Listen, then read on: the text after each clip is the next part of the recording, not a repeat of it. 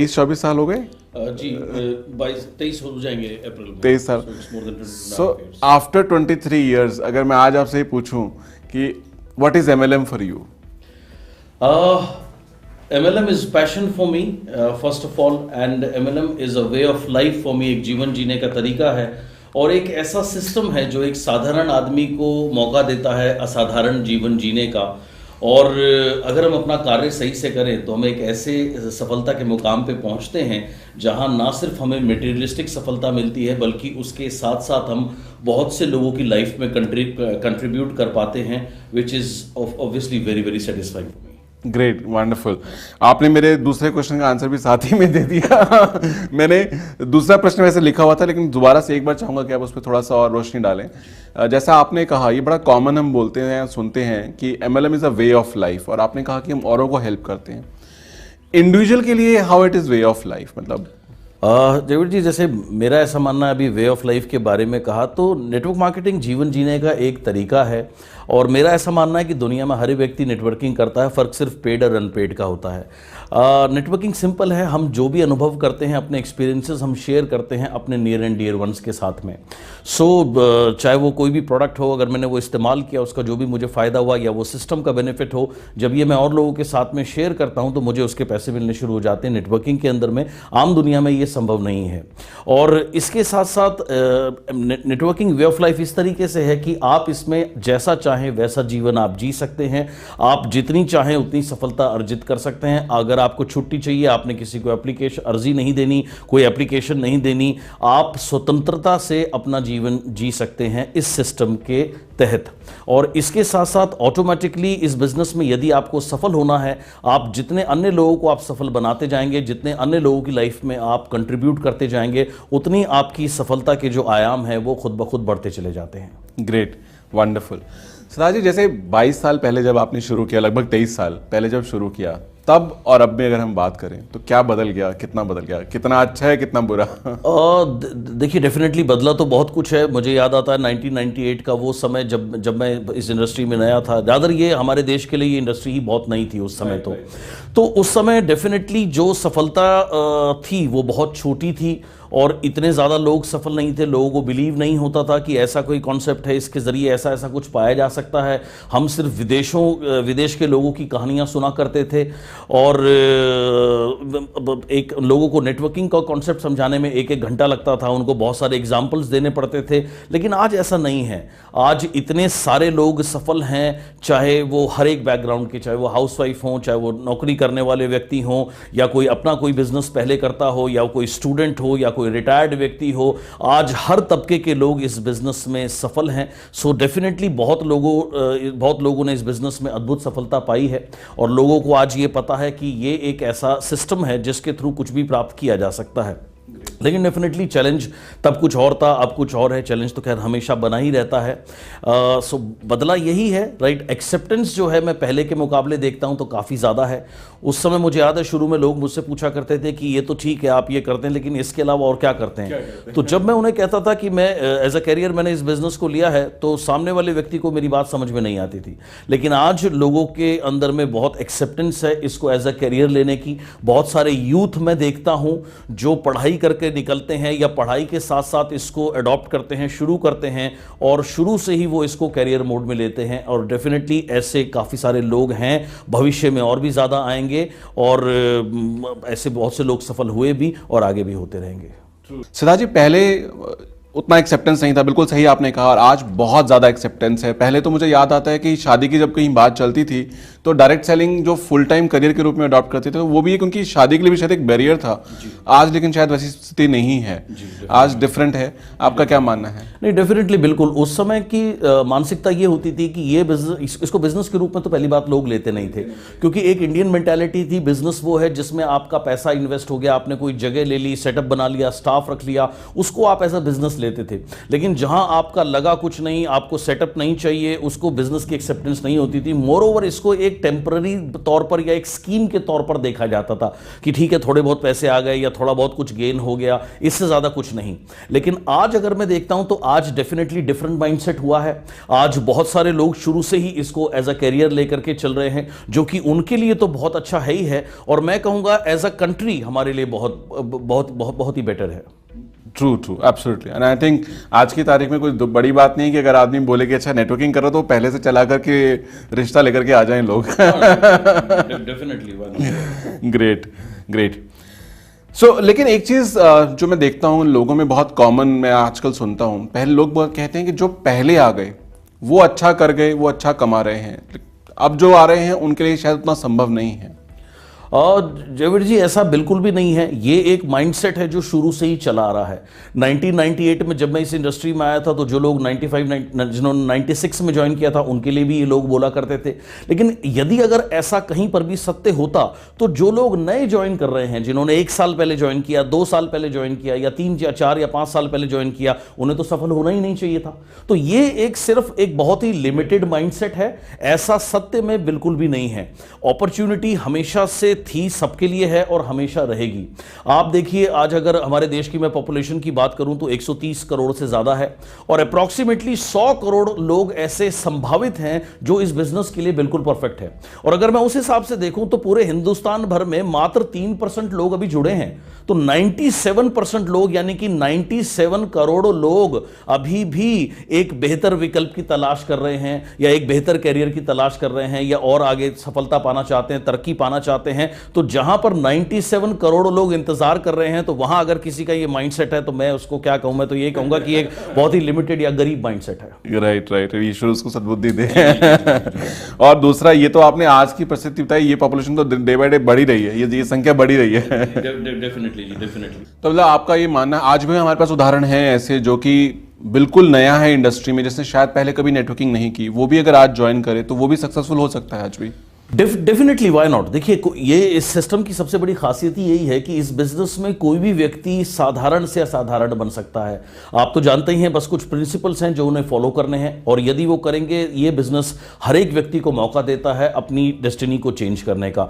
मौका जितना 20 साल पहले था उतना आज है, और बल्कि और भी ज़्यादा है, क्योंकि अगर आप पहले के मुकाबले देखें, प्रोडक्ट पोर्टफोलियो बहुत ज़्यादा बड़ा है, एक्सेप्टेंस बहुत ज़्यादा बड़ी है, सक्सेस बहुत ज़्यादा बड़ी है। उस समय आप गिनती पर, आप उंगलियों पर गिन सकते थे जो लोग सफल थे वाकई में। लेकिन आज यदि आप देखें तो उदाहरण की कमी नहीं है, एक से एक लोगों की लाइन लगी हुई है, और हर एक बैकग्राउंड के लोग सफल हैं। चाहे वो नौकरी करने वाले लोग हों, मिडिल एज लोग हों, या बिल्कुल यंग हों, या रिटायर्ड लोग हों, या हाउसवाइफ हों, या कोई अन्य बिजनेस पहले करते हों, तो हर एक तबके के लोग आए, इस बिजनेस में सफल हुए, और उन्होंने एक एग्जाम्पल सेट किया, एक बेंचमार्क सेट किया कि इस इंडस्ट्री में यदि कोई भी व्यक्ति कार्य करे तो वो कुछ भी बन सकता है। True true true, great. बिल्कुल सही कहा आपने, इतने सारे उदाहरण हैं, और नाम अगर हम देना चाहें तो हर प्रोफेशन, शायद प्रोफेशन कम पड़ जाएंगे लेकिन स्टोरीज कम नहीं पड़ेंगी। Great, wonderful wonderful. Siddharth ji, एक चीज़ मैं और देख रहा हूं कि पिछले कुछ समय के अंदर एक बड़ा चलन चला है कि hopping from one company to another company. तो क्या मतलब वो सही है, या आपका क्या राय है उसमें, मतलब व्हाट डू यू थिंक?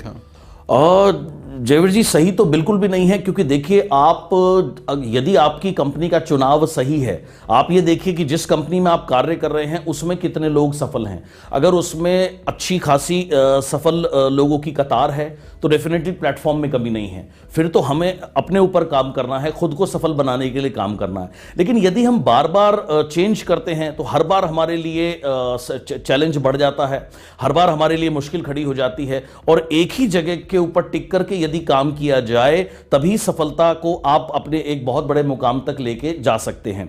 हाँ, ये बात और है कि यदि कोई व्यक्ति एक ऐसे प्लेटफॉर्म पे काम कर रहा है जहां प्लेटफॉर्म में ही कमी है तो कई बार स्विच ओवर भी करना पड़ता है। लेकिन डेफिनेटली अगर आपका प्लेटफॉर्म सही है तो फिर आप पूरी ऊर्जा अपने को सफल बनाने में लगाएं और उस प्लेटफॉर्म का सही उपयोग करें। यही मेरी राय है उन लोगों के लिए जिनके मन में यह विचार आता है। और देखिए, समय होता है, अगर आप आज स्ट्रगल कर रहे हैं, आप आप कंटिन्यूसली अगर सही वर्क करेंगे, कई बार रिजल्ट्स मिलने में थोड़ी सी देर हो जाती है, थोड़ा सा विलंब हो जाता है, उसमें कई बार चीज़ें हमारे हाथ में नहीं होती, लेकिन अगर कंटिन्यूसली आप फोकस के साथ काम करेंगे तो डेफिनेटली एक दिन आप सफलता के मुकाम पर जरूर पहुंचेंगे। Right right right. तो मतलब hopping is not a solution. अगर एक्सेप्शनली कहीं गलत अगर प्लेटफॉर्म चूज कर लिया तो एक अलग बात है, अदरवाइज वो एडवाइजेबल नहीं है। Definitely. Right right, great great great.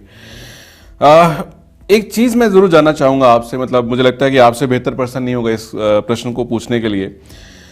किस चीज का रोल ज्यादा है, स्किल का या विल का सफलता के अंदर?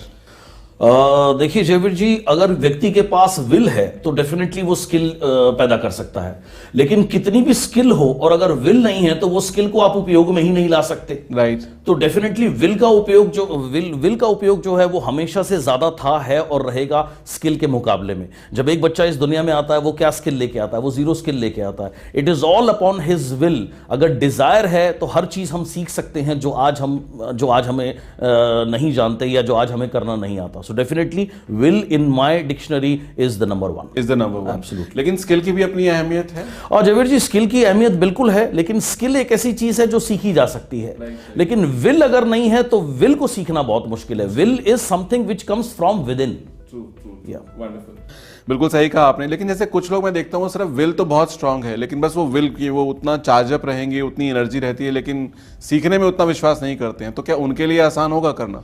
और जयवीर जी, मेरा ऐसा मानना है कि जो रियल विल है वो ऑटोमेटिकली स्किल की जगह बना देती है। अगर किसी भी क्षेत्र में आपके पास अथाह विल है सफल होने की, तो ऑटोमेटिकली स्किल्स को डेवलप करने लग जाएंगे, आप स्वतः ही ट्रेनिंग में जाने लग जाएंगे। जैसे मुझे याद आता है मेरा समय जब मैं 1998 में इस इंडस्ट्री में आया था, तो ऐसी कोई ट्रेनिंग नहीं थी, दिल्ली छोड़ दीजिए, एनसीआर छोड़ दीजिए, जो कहीं पूरे नॉर्थ इंडिया में भी होती हो और मैं वहां ना पहुंचता हूं। और हर ट्रेनिंग में जाना, नोट्स बनाना, उसके बाद उसको रिवाइज करना, इस तरीके से मैंने सीखा है। क्यों? क्योंकि मेरी विल थी। सो जहां विल, जो अगर रियल विल है तो ऑटोमेटिकली स्किल्स आपके अंदर अपने आप आ जाएंगे। और जिनको ये लगता है कि विल उनकी बहुत है, स्किल्स वो डेवलप नहीं कर रहे, तो मैं यही कहूंगा कि विल जो है उसमें ही कमी है। Right right right. और कहीं ना कहीं वो विल जो है वो सिर्फ सुपरफिशियल है। हाँ, सुपरफिशियल है, वो ऊपरी सरफेस एरिया पे। बिल्कुल आपने सही कहा, वो अंदरूनी तौर पर नहीं है। कई बार क्या होता है कि मैं देखता हूं लोग जो हैं ऊपर से बात कुछ और करते हैं, लेकिन अंदर से उनका बिलीफ सिस्टम कुछ और होता है। सो अंदर से अगर अंदरूनी तौर पर आपके बिलीफ सिस्टम में विल है तो ऑटोमेटिकली स्किल्स तो आप जनरेट कर ही लेंगे। राइट राइट जी जी। True true. बहुत बार जो है, अभी तो खैर मैंने बहुत बार सुना, आपने भी सुना होगा कि सर आप तो लकी हो, आप तो फॉर्चुनेट हो कि आप इतना सफल हो गए, और हम लोग तो कर रहे हैं मेहनत लेकिन उतना नहीं मिल पा रहा रिजल्ट। तो व्हाट डू यू थिंक कि मतलब लक रोल प्ले करता है या इंसान का विल और कुछ और प्ले? जयवीर जी, देखिए इसमें होता क्या है, जितने भी लोगों की ये मानसिकता होती है उनका फोकस एक ही जगह पे रहता है। मेरे पास बहुत सारे लोग आते हैं, सर बिजनेस नहीं हो रहा तो आपसे अपॉइंटमेंट चाहिए। मैं ठीक है जी, आइए बैठिए। उसके बाद हर एक लाइन के ऊपर वो कहते हैं जी हो नहीं रहा, हो नहीं रहा, हो नहीं रहा। तो मैं कहता हूं कि पिछले 10 मिनट में आपने मुझे 20 से 50 दफा ये बोल दिया कि हो नहीं रहा, इसका मतलब आपका फोकस कहां है? आपका फोकस है हो नहीं रहा, रादर देन आपको फोकस रखना है कि जो आप बनना चाहते हैं या जहां आप पहुंचना चाहते हैं। सो अगर आप 100% फोकस वहां रखें तो ना होने का तो प्रश्न ही नहीं है। हां, मैं ये जरूर मानता हूं कि कई बार हमें थोड़ा सा ज्यादा समय लग जाता है ड्यू टू मेनी सर्कमस्टांसेस और ड्यू टू मेनी सिचुएशंस, वो जरूर पॉसिबल है। लेकिन डेफिनेटली अगर आप पूरे फोकस होकर के विजुअलाइज करते हैं, दिन रात अपनी सफलता को उसी के बारे में सोचते हैं, जिसे मैं कहता हूं एक तानत ध्यानम। अगर एक तानत ध्यानम आपका जो 100% फोकस अपनी सफलता के ऊपर है तो आप डेफिनेटली उसे जरूर अर्जित करेंगे।